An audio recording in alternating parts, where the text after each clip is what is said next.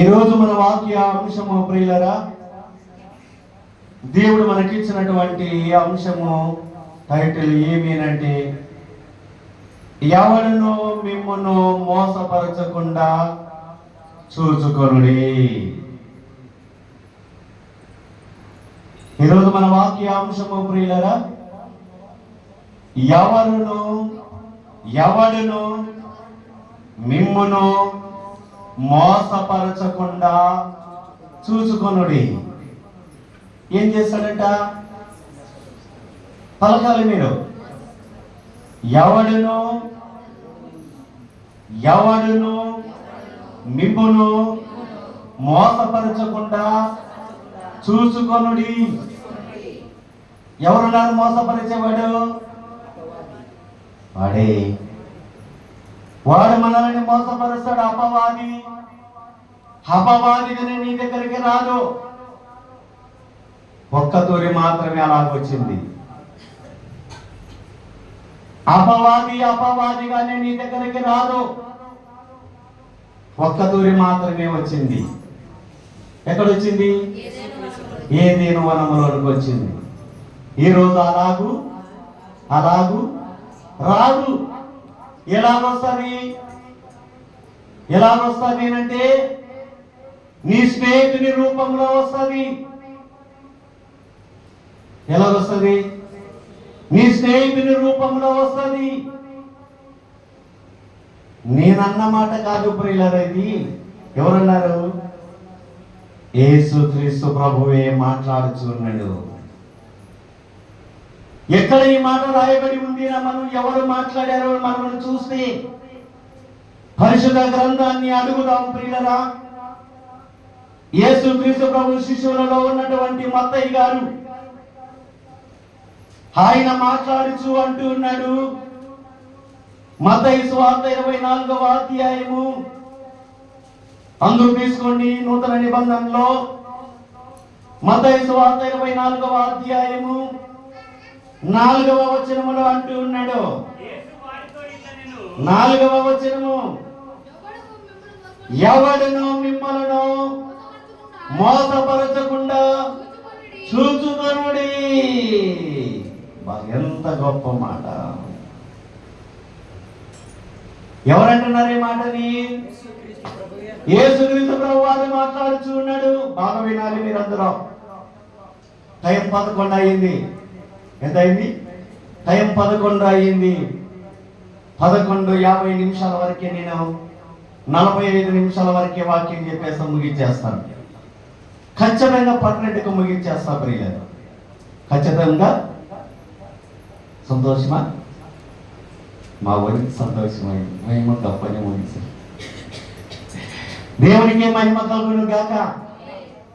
సరే ప్రియులారా, యేసుక్రీస్తు ప్రభువు వారు ఎవరితో మాట్లాడుచున్నాడని మనము చూసినట్లయితే మత్తయి సువార్త 24వ అధ్యాయము 4వ వచనములో అంటూ ఉన్నాడు, ఎవడును మిమ్మల్ని మోసపరచకుండా చూచుకొనుడి. అనేకులు నా పేరిట వస్తూ ఉన్నారు, నేనే క్రీస్తునని చెప్పి పలువురిని మోసపరుస్తూ ఉన్నారు. చాలు ప్రియమైనటువంటి దేవుని విశ్వాసాల ఈ రోజు జరుగుతూ ఉన్నటువంటి సంభాషణను గురించి యేసుక్రీస్తు ప్రభువు మాట్లాడినటువంటి మాట ఇప్పటికీ 2025 సంవత్సరాల క్రితంలోనే యేసుక్రీస్తు ప్రభువు మాట్లాడారు.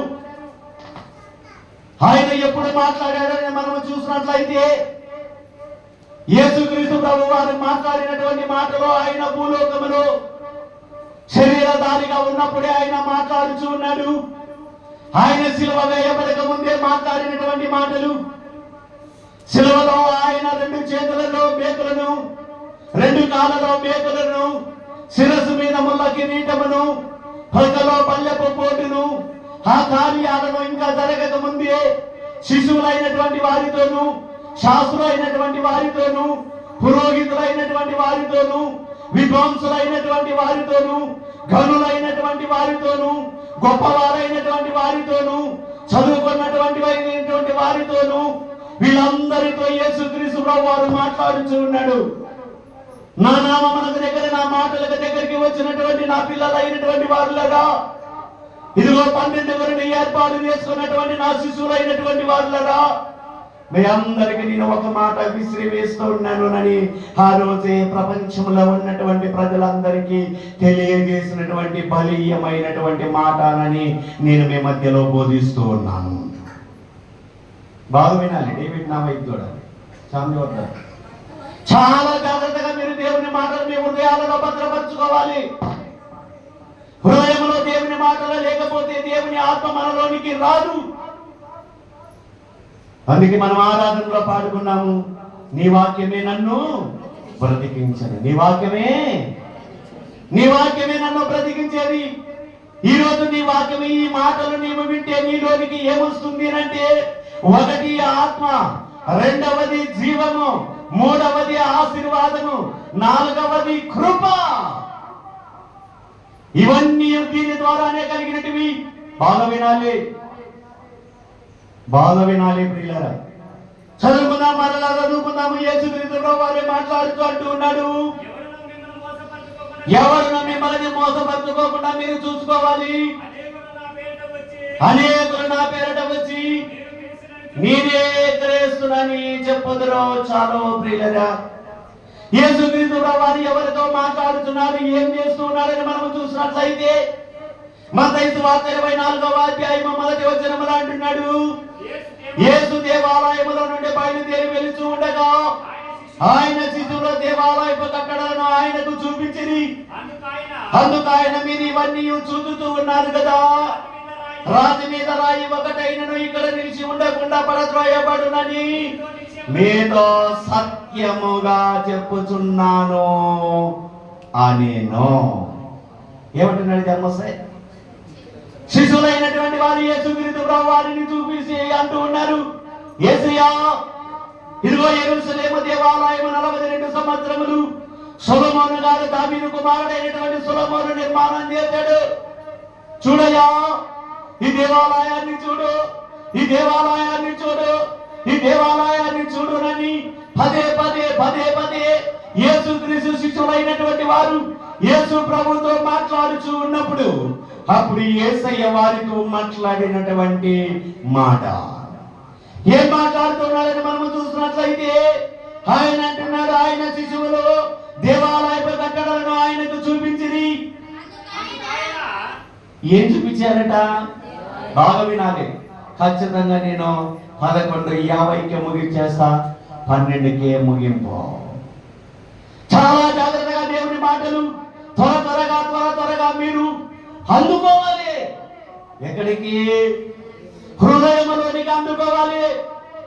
ఏ ఒక్క మాటను కూడా మీరు విడిచిపెట్టకూడదు. దేవుని మాట ప్రతి ఒక్కటి వాక్యము దేవుడై ఉన్నాడు. దేవుడై ఉన్నాడా లేదా?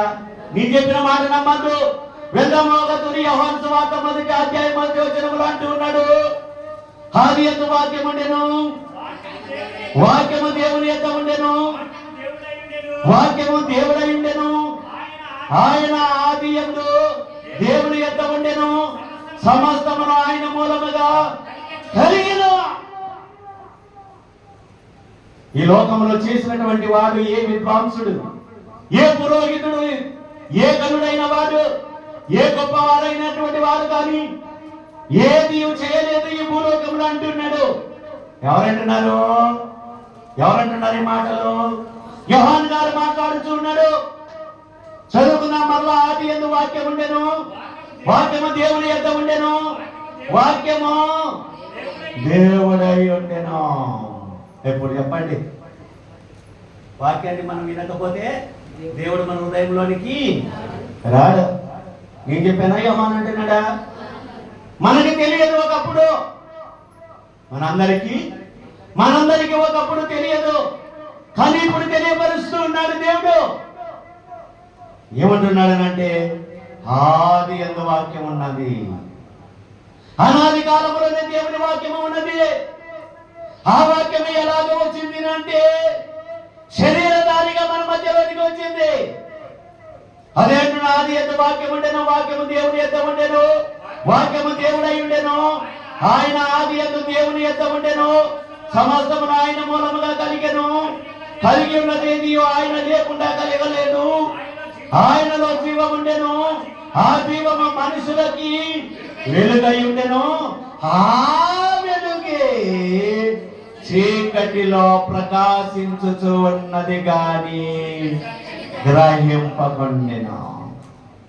ఈరోజు చీకటితో నింపబడినటువంటి మన హృదయం, బాగా వినాలి అందరూ, చీకటితో నింపబడినటువంటి మన హృదయమే వెలుగును కనుగొనలేకపోతూ ఉంది. ఇంతకాలమైనా అనాది కాలంలో ఉన్నటువంటి వెలుగే మరలా మన దగ్గరికి వచ్చింది. ఆ వెలుగే, దేవుని దగ్గర ఉన్నటువంటి వెలుగే మన దగ్గరికి వచ్చి మన హృదయాలే పాపంధకారముతో నింపబడినటువంటి హృదయాలను వెలిగించాలి అని మన దగ్గరికి వచ్చింది అని ఆ మాటలను గురించి యేసుక్రీస్తు ప్రభువారు బోధిస్తూ ఉండగా, ఆయన శిశువులైనటువంటి వారు మానవులు కల్పించినటువంటి కార్యాన్ని గురించి మాట్లాడుతూ ఉన్నారు. మరలా వెళ్దామా మత్తయ్య గారిని అడిగితే ఆయన అంటున్నాడు, యేసు దేవాలయంలో నుండి బయలుదేరి వెళుతూ ఉండగా ఆయన శిశువులు దేవాలయపు కట్టడలను ఆయనకు చూపుతూ వచ్చి, అందుకు ఆయన ఎవరు చూపిస్తున్నారట? ఆయన శిశువులైనటువంటి వారు చూపిస్తూ ఉన్నారు. వినాలి వినాలి, మీరు గుర్తేసుకోవాలి ప్రియులారా. బైబిల్ ఇప్పుడు మీరు చదవద్దు. ఇప్పుడు మీరు బైబిల్ చదివితే నా మాటలు మీకు అర్థము కావు. అందుకే యేసుక్రీస్తు ప్రభువారిని చూసి, అందుకు ఆయన మీరు ఇవన్నీ చూస్తూ ఉన్నారు కదా అన్నాడు. పోలీస్ స్టాప్ ఇచ్చాడు. పోలీస్ స్టాప్ ఉందా లేదా? ఉందా లేదా? కామా ఉంది. ఏమని? ఆలోచించండి అని అంటున్నాడు. నా శిష్యులైనటువంటి వాళ్ళరా, మీరందరూ ఇవి నాకు చూపిస్తున్నారు కనుక ఆలోచన చెయ్యండి. ఎంత గొప్ప మాట అండి. అందుకు ఆయన మీరు ఇవన్నీ చూస్తూ ఉన్నారు కదా, రాతి మీద రాయి ఒకటైనను ఇక్కడ నిలవకుండా నిలిచి ఉండకుండా పడద్రోయబడునని మీతో సత్యముగా చెప్పుచున్నాను అనెను. ఈ మాటలను గురించి యేసుక్రీస్తు ప్రభువారు వారితో మాట్లాడుతూ ఉన్నప్పుడు శిశువులైనటువంటి వారే, 12 శిశువులైనటువంటి వారు యేసుక్రీస్తు ప్రభువు వెంట వెళ్తూ ఉన్నారు. ఆయన 3.5 సంవత్సరమే బైబిల్ స్టడీ చేశాడు. 33.5 సంవత్సరములు భూలోకంలో బ్రతికితే 30 సంవత్సరాలు తన తండ్రి చనిపోయాడు. యాకోబు గారు శరీరంతో ఉండినటువంటి తండ్రి. అర్థం చేసుకున్నా అర్థం చేసుకోవద్దాం. శరీరంతో ఉన్నటువంటి తండ్రి యాకోబు చనిపోయాడు. అతనికి ఇంకా సహోదరులు ఉన్నారు, మరియ కూడా ఉంది. వారందరికీ యేసుక్రీస్తు ప్రభువారు వడ్రంగి పని చేసేటువంటి వాడు. ఆ రోజు ఏం పని చేసేవారు? వడ్రంగి పని చేసేటువంటి వాడు. ఆ వడ్రంగి పని 30 సంవత్సరములు చేసిన తర్వాతనే యేసుక్రీస్తు ప్రభువారు 3 సంవత్సరాల 6 నెలలు విరివిగా సువార్తను ప్రకటించి 12 శిశువులను ఏర్పాటు చేసి ప్రపంచమును అంత గోలు కొట్టుచో మాట్లాడుచు ఉన్నటువంటి కాలములో యెరూషలేమునకు ప్రయాణమై వెళుచు ఉన్నారు.